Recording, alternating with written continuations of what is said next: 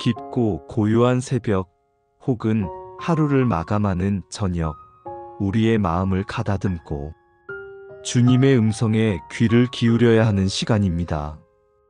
오늘 우리는 주님의 은혜가 과연 누구에게 임하는지 그 진정한 의미를 함께 묵상하며 우리의 완벽주의를 내려놓는 귀한 시간을 가지려 합니다.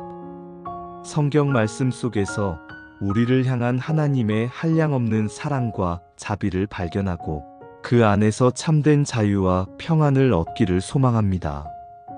우리의 지치고 상한 영혼을 위로하고 회복시키시는 주님의 음성에 마음을 여시기 바랍니다. 우리는 때로 알게 모르게 완벽함이라는 굴레에 갇혀 살아갑니다. 스스로 세운 기준에 미치지 못할 때마다 좌절하고 타인의 시선을 의식하며 끊임없이 자신을 채찍질하기도 합니다. 이러한 완벽주의는 신앙생활에서도 예외는 아닙니다. 마치 완벽한 신앙인이 되어야만 하나님의 사랑을 받을 자격이 있다고 착각하는 것처럼 말입니다. 그러나 오늘 말씀은 이러한 우리의 잘못된 생각을 깨뜨리고 하나님의 은혜가 누구에게 임하는지에 대한 근본적인 진리를 다시금 일깨워 줍니다. 우리가 온전하지 못하고 때로는 실수하고 넘어질지라도 하나님은 변함없이 우리를 사랑하시며 그분의 긍휼과 자비의 손길을 내미신다는 사실을 말입니다. 우리가 함께 나눌 말씀은 마태복음 9장 10절에서 13절에 기록된 말씀입니다. 이 말씀은 예수님께서 죄인들과 함께 식사하신 사건을 통해 우리에게 중요한 진리를 가르쳐 주십니다. 예수님의 당시 행보는 단순히 먹고 마시는 것을 넘어선 깊은 영적 의미와 사회적 파장을 지닌 사건이었습니다. 예수께서 마태의 집에서 앉아 음식을 잡수실 때에 많은 세리와 죄인들이 와서 예수와 그의 제자들과 함께 앉았더니 바리새인들이 보고 그의 제자들에게 이르되 어찌하여 너희 선생은 세리와 죄인들과 함께 잡수시느냐.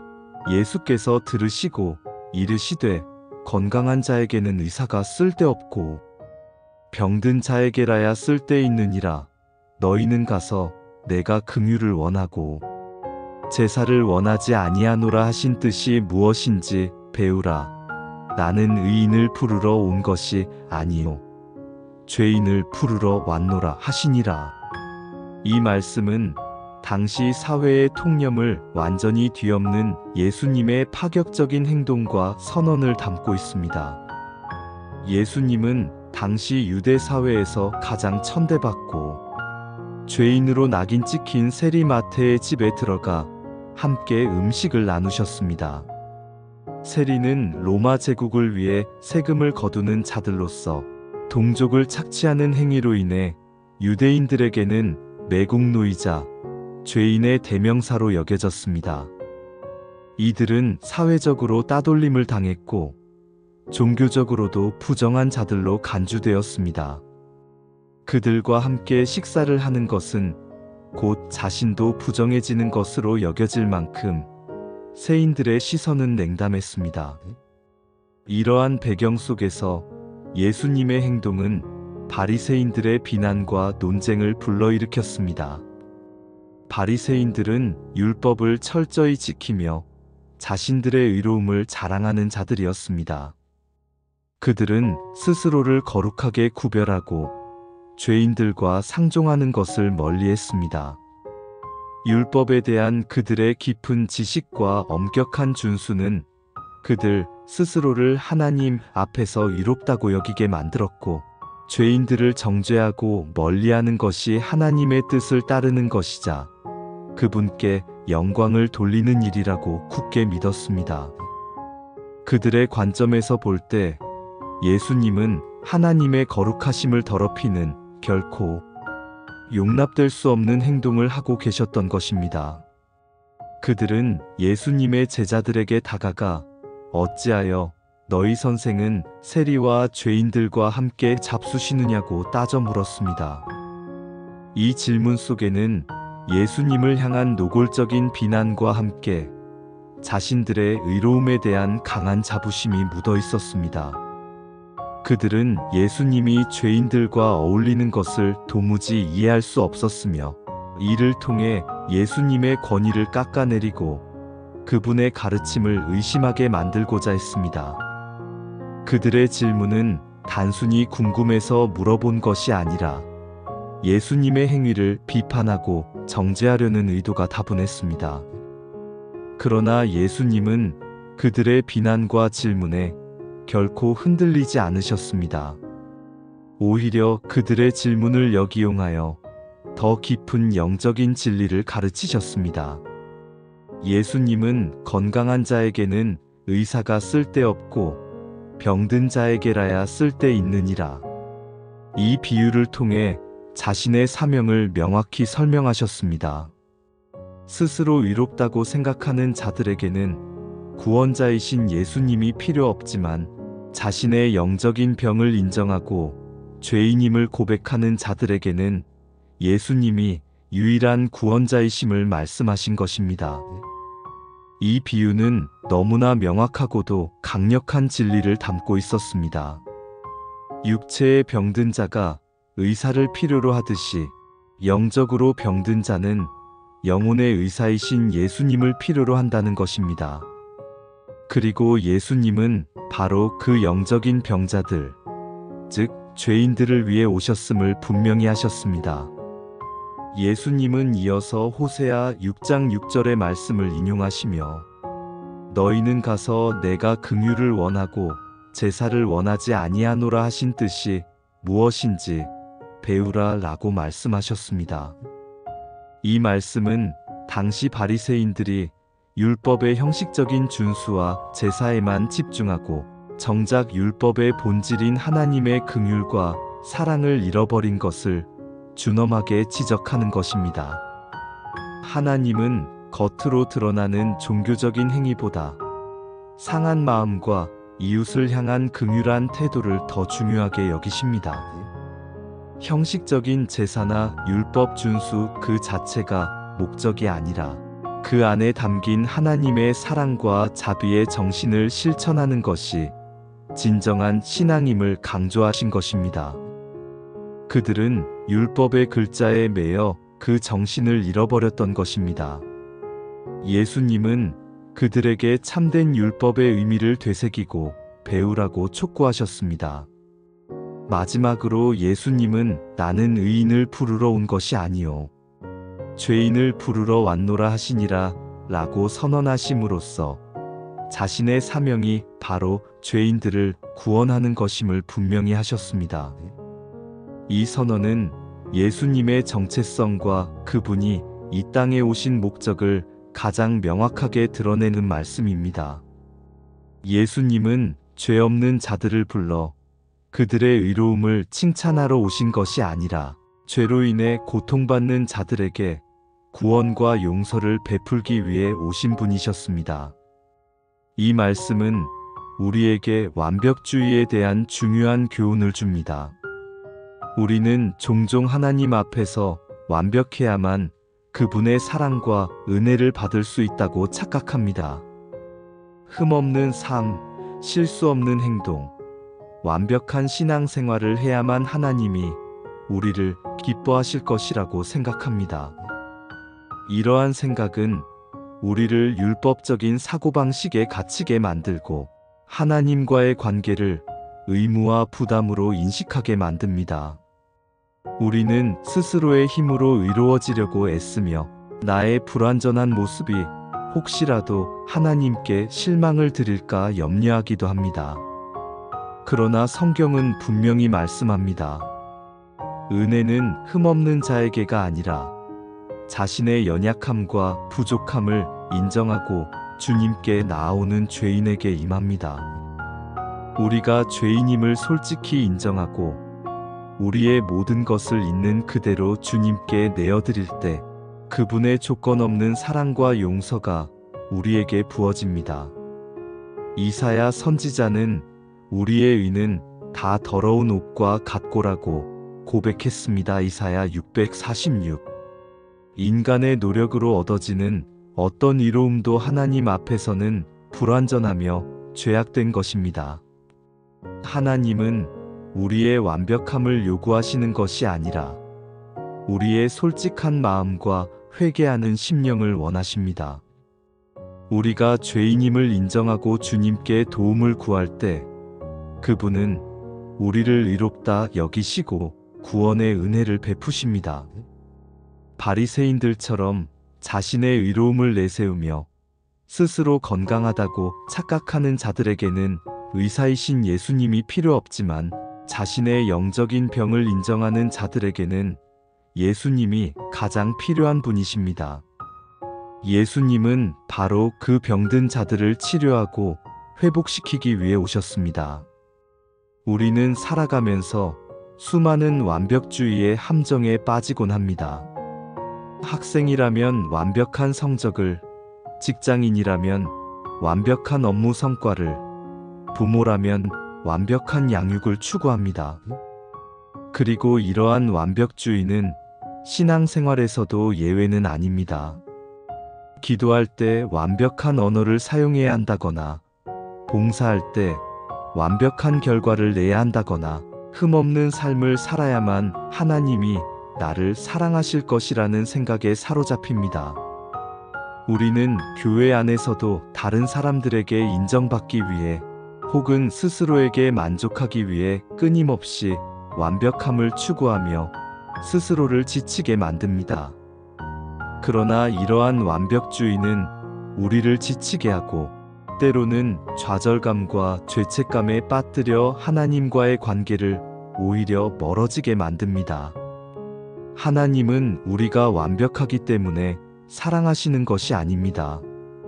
우리가 연약하고 부족한 죄인이기 때문에 더욱 사랑하시고 긍휼을 베푸십니다. 로마서 5장 8절은 우리가 아직 죄인 되었을 때에 그리스도께서 우리를 위하여 죽으심으로 하나님께서 우리에 대한 자기의 사랑을 확증하셨느니라고 말씀합니다. 우리의 사랑받을 자격이나 완벽함이 하나님의 사랑의 근거가 아니라 우리가 죄인임에도 불구하고 우리를 사랑하시는 것이 하나님의 변치 않는 본성입니다. 탕자의 비유에서 아버지는 잃어버린 아들이 모든 것을 회복하고 완벽하게 돌아오기를 기다린 것이 아니었습니다. 오히려 초라하고 지친 모습 그대로 모든 것을 잃고 돌아오는 아들을 조건 없이 품어주셨습니다. 먼 곳에서부터 아들을 발견하고 달려가 목을 안고 입을 맞추는 아버지의 모습은 하나님의 무조건적인 사랑과 긍휼을 가장 잘 보여줍니다. 이것이 바로 하나님의 마음입니다. 우리가 죄의 수렁에 빠져 있든 세상의 실패 속에서 절망하고 있든 하나님은 여전히 우리를 기다리시며 두 팔 벌려 환영하십니다. 우리가 완벽주의를 내려놓는다는 것은 우리의 연약함을 인정하고 그 연약함 그대로 주님께 나아가는 것을 의미합니다. 우리의 실수, 실패, 부족함까지도 주님께 솔직하게 아뢰고 그분의 긍휼하심에 기대는 것입니다. 인간은 누구도 완벽할 수 없습니다. 우리는 모두 죄성을 가지고 태어났으며 매일의 삶 속에서 크고 작은 죄를 짓고 넘어지는 존재들입니다. 이러한 우리의 한계와 불완전함을 인정하고 겸손하게 주님을 의지하는 것이 진정한 신앙의 시작입니다. 우리가 자신의 부족함을 고백할 때 주님은 비로소 우리 안에서 일하시기 시작합니다. 우리의 연약함이 하나님의 강하심을 드러내는 통로가 되며 우리의 부족함이 하나님의 은혜를 더욱 필요로 하게 만듭니다. 고린도후서 12장 9절에서 바울 사도는 나에게 이르시기를 내 은혜가 내게 족하도다. 이는 내 능력이 약한 데서 온전하여짐이라 하신지라고 고백했습니다. 우리가 약할 때 비로소 하나님의 능력이 우리 안에서 온전히 나타난다는 진리를 가슴 깊이 새겨야 합니다. 우리의 신앙생활은 완벽한 행위를 통해 하나님의 은혜를 얻으려는 노력이 아니라 이미 우리에게 주어진 하나님의 은혜를 믿음으로 받아들이는 과정입니다. 율법은 우리가 죄인임을 깨닫게 하는 거울과 같으며 우리를 그리스도께로 인도하는 초등교사 역할을 합니다. 예수님은 우리가 율법의 짐 아래 신음하는 것을 원치 않으십니다. 그분은 우리에게 참된 자유와 평안을 주시기 위해 이 땅에 오셨습니다. 갈라디아서 5장 1절은 그리스도께서 우리를 자유롭게 하려고 자유를 주셨으니 그러므로 굳건하게 서서 다시는 종의 멍에를 매지 말라고 선포합니다. 이 자유는 우리가 완벽해야 한다는 강박에서 벗어나 하나님의 은혜 안에서 안식하는 자유입니다. 우리는 이제 더 이상 완벽함을 추구하며 스스로를 괴롭힐 필요가 없습니다. 우리의 모든 부족함과 연약함을 아시고도 여전히 우리를 사랑하시는 하나님께 감사하며 나아갑시다. 우리의 삶 속에서 일어나는 모든 일들을 있는 그대로 주님께 맡기고 그분의 인도하심을 따르는 것이 참된 신앙입니다. 주님은 우리의 연약함을 아시기에 우리에게 필요한 은혜와 힘을 공급해 주실 것입니다. 시편 103편 14절은 그는 우리가 어떻게 지음받았는지를 아시며 우리가 단지 먼지뿐임을 기억하심이로다라고 말합니다. 우리의 본질을 아시는 하나님께서 우리를 돌보시고 인도하신다는 확신을 가져야 합니다. 하나님은 우리의 중심을 보시는 분이십니다.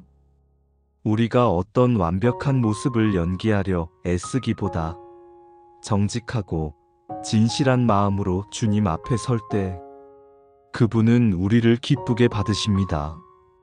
사무엘상 16장 7절에서 하나님은 내가 보는 것은 사람과 같지 아니하니 사람은 외모를 보거니와 나 여호와는 중심을 보느니라고 말씀하셨습니다. 외형적인 완벽함이 아니라 우리의 마음의 태도와 중심을 중요하게 여기시는 하나님께서는 우리가 겸손히 우리의 부족함을 인정하고 그분을 의지할 때 가장 기뻐하십니다. 완벽주의라는 무거운 멍에를 내려놓고 주님의 은혜 안에서 참된 자유를 누리시기 바랍니다. 이 자유는 세상이 줄 수 없는 깊은 평안과 만족을 우리에게 선물할 것입니다. 이 평안은 우리의 노력이나 성과에 좌우되지 않고 오직 하나님의 변치 않는 사랑에 뿌리내린 것입니다. 지금 이 순간 완벽해야 한다는 압박감에서 벗어나 하나님의 자비로운 품에 안기시기 바랍니다. 우리의 영혼이 그 안에서 진정한 쉼을 얻을 것입니다. 우리는 종종 나의 부족함과 연약함을 인정하지 못하고 완벽한 모습만을 보이려 애쓸 때가 있습니다. 심지어는 하나님 앞에서도 나의 치부를 가리고 스스로를 포장하려 합니다. 그러나 하나님은 우리의 완벽함을 요구하시는 분이 아니라 우리의 연약함을 통해 당신의 강하심을 나타내시는 분이십니다. 오늘 말씀을 통해 우리는 나의 모든 부족함과 연약함을 숨기려 하지 않고 오히려 그것을 있는 그대로 주님께 아뢰는 용기가 필요하다는 것을 깨닫게 됩니다. 하나님은 흠없는 자를 부르러 오신 것이 아니라 영적으로 병들고 지친 죄인들을 부르러 오셨기 때문입니다. 이 진리는 우리에게 큰 위로와 함께 깊은 성찰을 요구합니다. 우리는 이제 우리의 삶 속에서 완벽해야 한다는 강박관념을 내려놓고 하나님의 긍휼과 자비하심에 전적으로 의지하는 삶을 시작해야 합니다. 나의 실수와 실패조차도 주님께서는 사랑으로 덮어주시고 그것을 통해 우리를 성장시키시는 기회로 삼으십니다.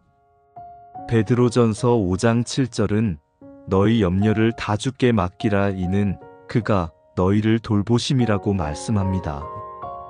우리의 완벽하지 못한 부분들, 우리가 스스로 해결할 수 없는 문제들까지도 모두 주님께 맡겨드릴 때 그분은 신실하게 우리를 돌보실 것입니다. 그러므로 나의 부족함 때문에 주님께 나아가기를 주저하지 말고 나의 연약함 그대로 주님 품에 안기는 연습을 해야 합니다. 이는 단순한 포기가 아니라 하나님의 주권을 인정하고 그분의 능력과 은혜를 신뢰하는 믿음의 행위입니다. 하나님 앞에서 솔직하고 정직한 마음으로 나아가 나의 모든 것을 있는 그대로 보여드릴 때 우리는 비로소 참된 평안과 위로를 경험하게 될 것입니다. 겉으로 드러나는 완벽함이 아니라 중심을 보시는 주님 앞에 겸손히 서는 것이 중요합니다. 오늘 하루도 나의 부족함과 연약함을 주님께 맡기고 그분의 은혜 안에서 자유함을 누리는 복된 삶을 살아가기를 결단하시기 바랍니다. 이 결단이 우리의 삶을 변화시키고 하나님과의 관계를 더욱 깊게 만들 것입니다. 완벽함을 추구하는 인간적인 노력에서 벗어나 하나님의 은혜 안에서 진정한 안식을 누리는 삶을 살아가기를 소망합니다. 사랑과 긍휼이 풍성하신 하나님 아버지, 오늘 귀한 말씀을 통해 완벽해야 한다는 무거운 짐을 내려놓을 수 있도록 인도하여 주시니 감사합니다. 저희는 너무나 자주 저의 부족함과 연약함을 숨기려 애쓰고 스스로 완벽한 모습만을 보이려 했습니다. 때로는 다른 사람들의 시선과 평가에 갇혀 주님 앞에서조차 꾸밈없는 모습을 보이지 못할 때도 있었습니다. 그러나 주님께서는 흠없는 자를 부르러 오신 것이 아니라 영적으로 병들고 지친 죄인들을 부르러 오셨음을 다시 한번 깨닫게 하시니 감사합니다. 이 진리가 저의 영혼에 깊은 위로와 평안을 가져다 줍니다. 주님, 이제 저의 모든 허물과 실수, 실패와 부족함을 주님 앞에 솔직하게 내려놓습니다. 저의 연약함 그대로 주님 품에 안기기를 원합니다. 저의 의로움을 내세우기보다 오직 주님의 긍휼과 자비하심에만 전적으로 의지하게 하여 주시옵소서. 완벽주의라는 무거운 멍에에서 벗어나 주님 안에서 참된 자유와 평안을 누리게 하여 주시옵소서. 이 자유는 세상이 줄 수 없는 참된 안식이며 주님만이 주실 수 있는 귀한 선물임을 고백합니다. 저의 삶 속에서 주님의 은혜가 얼마나 풍성한지 매일 경험하게 하시고 저의 부족함에도 불구하고 저를 사랑하시고 품어주시는 주님의 한량없는 사랑에 감사하며 살아가게 하여 주시옵소서. 저의 삶의 모든 순간이 주님의 은혜로 채워지게 하시고 저의 연약함을 통해 주님의 강하심이 드러나게 하여 주시옵소서. 주님께서 저를 향한 선하신 계획을 가지고 계심을 믿으며 그 뜻이 저의 삶을 통해 온전히 이루어지기를 간절히 소망합니다. 예수 그리스도의 이름으로 기도드립니다. 아멘.